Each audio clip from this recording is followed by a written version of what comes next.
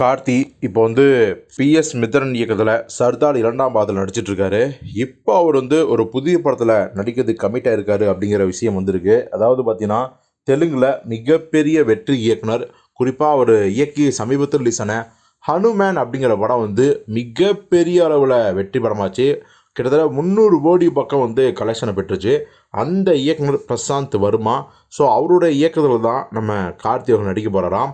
இப்போ எப்படி Lokesh cinematic universe அப்படிங்கிற விஷயம் வந்து இருக்கோ, அதே மாதிரி தான் அங்கே பிரசாந்த் வர்மா சினிமாட்டிக் யூனிவர்ஸ், அதாவது பிவிசியு அப்படின்னு அழைக்கப்படுற அந்த யூனிவர்ஸ் படத்துக்குள்ளேயும் நம்ம கார்த்தி நடிக்கிறாராம்.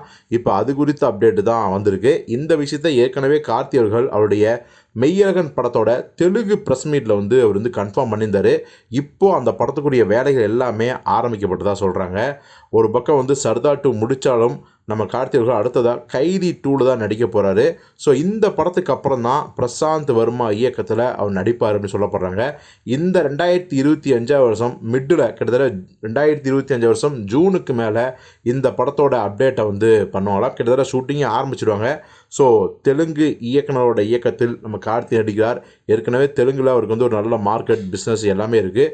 டைரெக்டாக ஒரு தெலுங்கு இயக்குனரோட படத்தை நடிக்கிறதால கார்த்திக்கு இது ஒரு மிகப்பெரிய ப்ளஸ்ஸாக தான் இருக்கும். ஏன்னா ஏற்கனவே நம்ம வம்சி இயக்கத்தில் வந்து அவர் நடித்த தோலாங்கிற படம் வந்து மிகப்பெரிய வெற்றி அடைஞ்சதுங்க.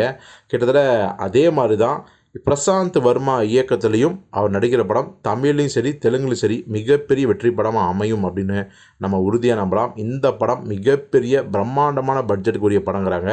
ஸோ பொறுத்து வந்து பார்ப்போம் இந்த படம் எப்படிப்பட்ட படமாக அமையப்போகுது அப்படின்னு.